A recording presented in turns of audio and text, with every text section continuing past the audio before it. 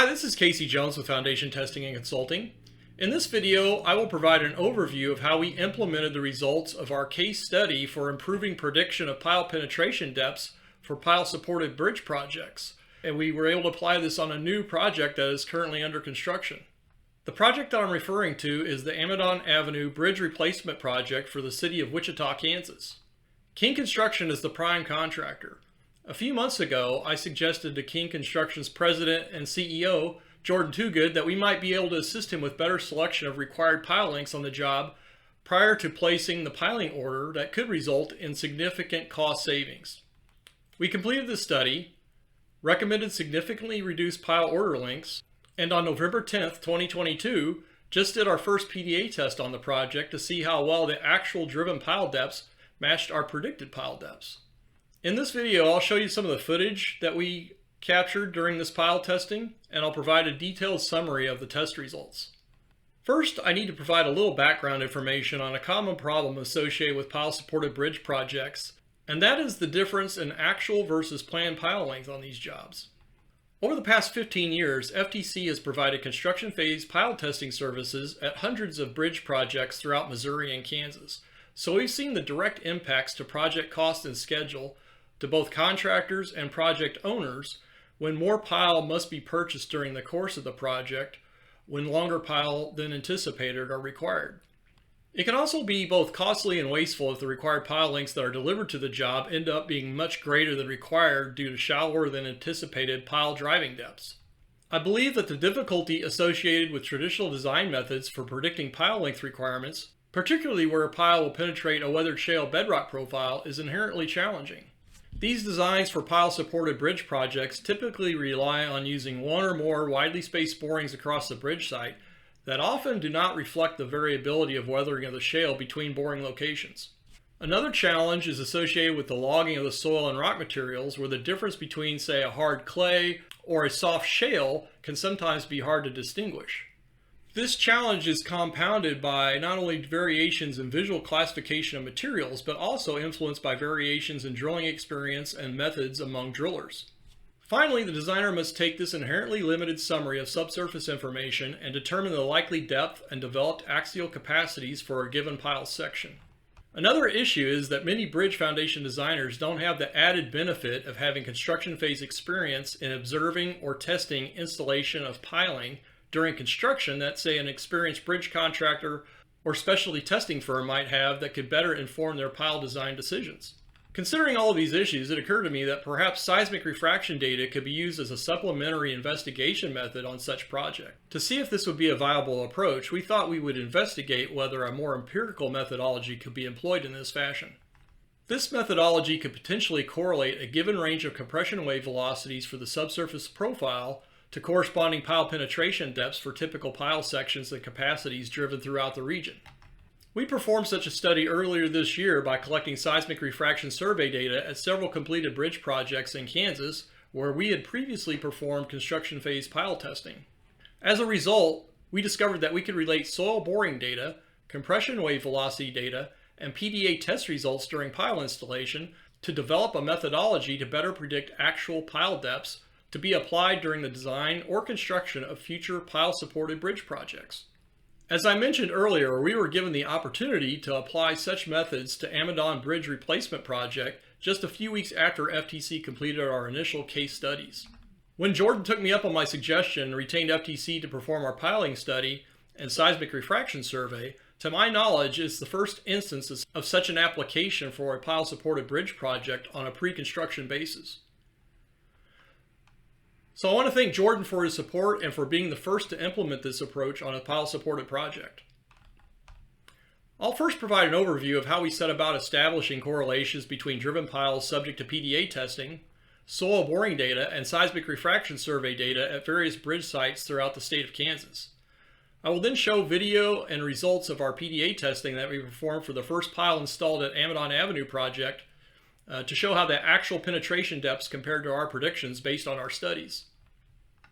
For our case studies performed this summer, we investigated a total of 18 bridge sites throughout Kansas in June of 2022.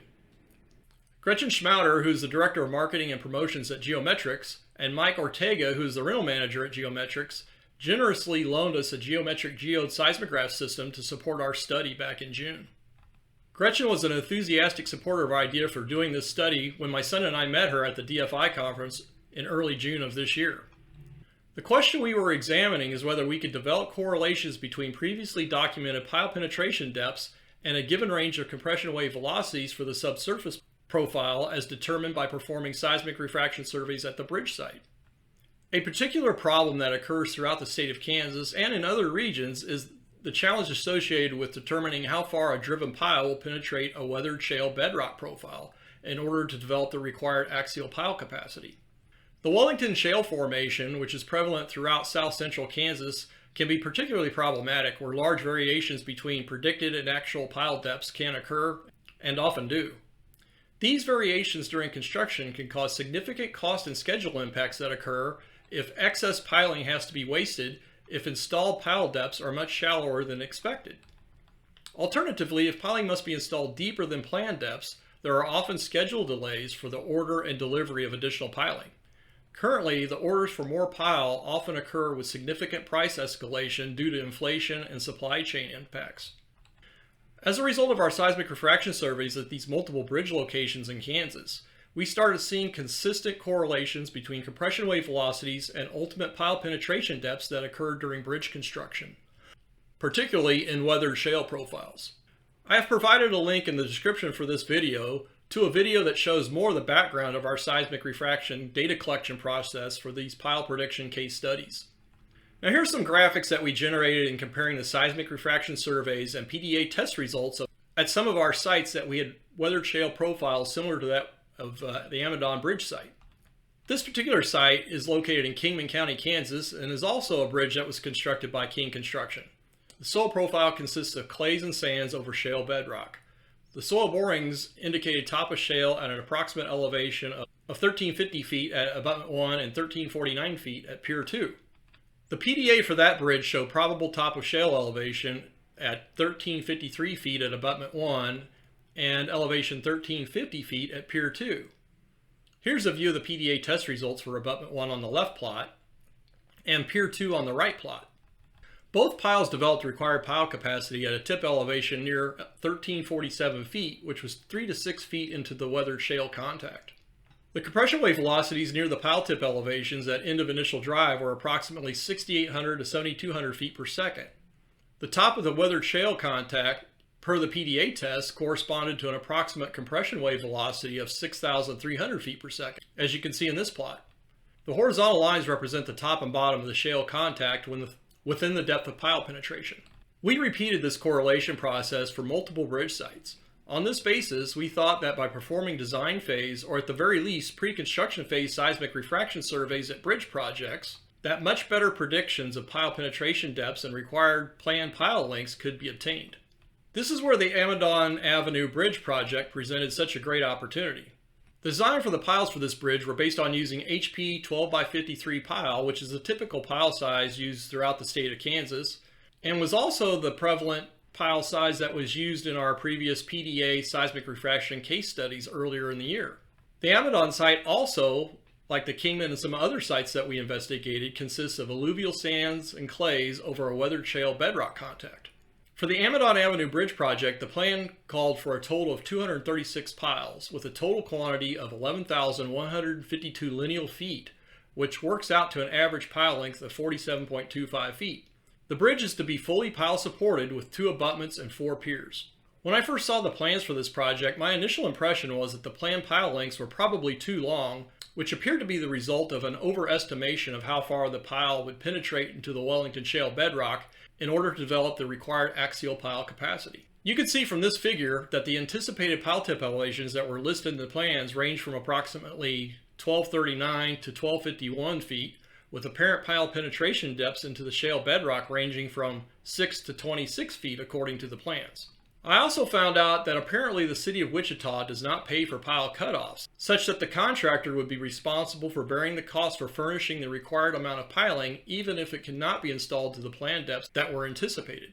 As such, there's a strong incentive to reevaluate likely pile penetration depths and order accordingly, which could significantly reduce the amount of wasted piling that the contractor would not be compensated for.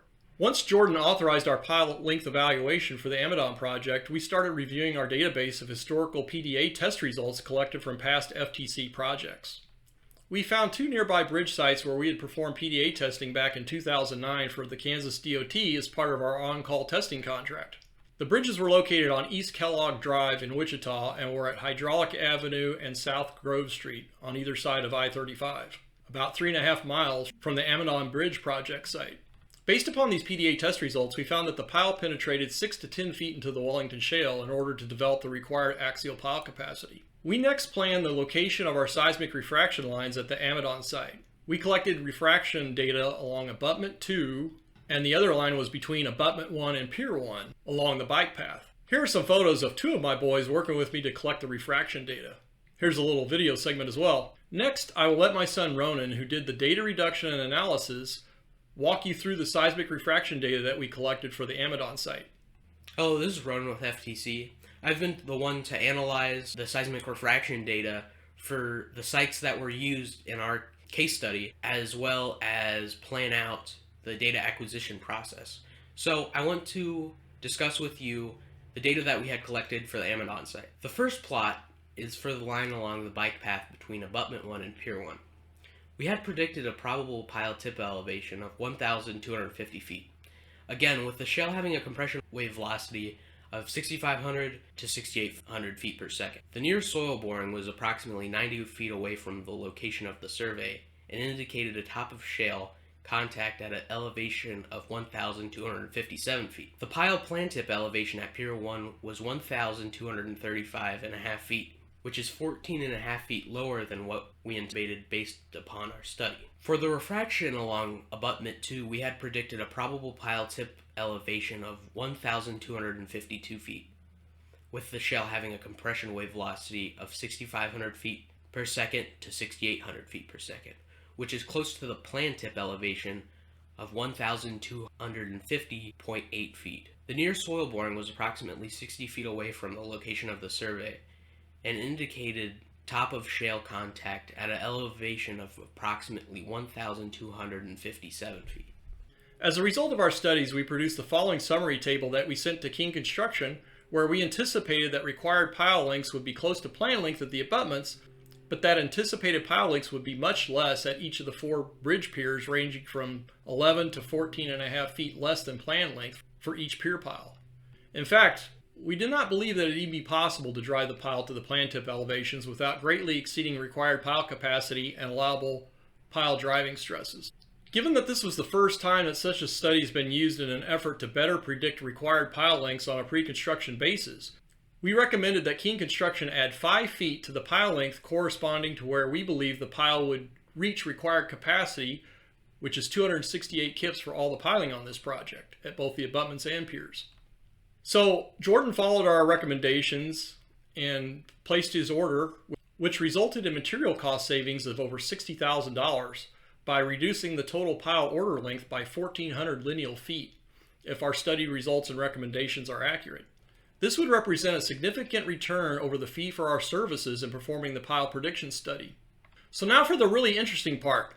I will next show you some video of our first PDA test at Amidon that FTC performed on November 10th, 2022 at Pier 3. And this was for the first pile driven on the project. We'll see how well our prediction for required pile depth will hold up. We tested pile 19 at Pier 3. Pile cutoff elevation is 1,283 feet and plan tip elevation is 1,239 feet. We predicted that the pile would reach required capacity at a pile tip elevation of 1,252 feet for a total required length of 31 feet, which is 13 feet above the original planned pile tip elevation of 1,239 feet. Since the ground line at the base of the cofferdam excavation at Pier 3 was 1,281.7 feet, that means that the pile should reach required capacity at our predicted elevation of 1,252 feet at a driving depth of 29.7 feet below the bottom of the cofferdam excavation. Let's roll some video to see how well things turned out. So we're starting out at a depth of 20 feet. so we should go about 5 feet to hit top of shale, and then 30 feet to get to our estimated plant tip elevation based on our study.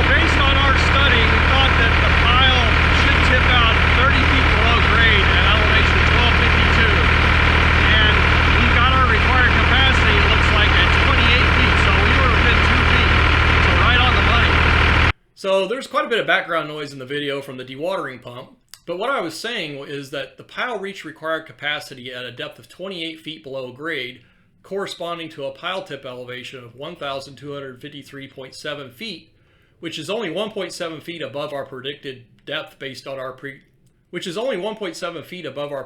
pile depth based on our pre-construction studies. So there was very good correlation between predicted and required pile lengths for the test pile at Pier 3. Let's jump over to the PDA data for the test pile at Pier 3. As you can see, it appears that the top of shale was encountered at an elevation of 1257 based upon the total pile capacity starting to exceed approximately 120 kips as the result of a jump in the pile bottom stresses at this elevation. This is where we had anticipated the top of the shale contact. Driving continued to a pile tip elevation of 1253.7 feet, where we confirmed that the required capacity of 268 kips had been met. Here's a plot of the CapWAP results where I show a pile capacity of 279 kips for our test pile.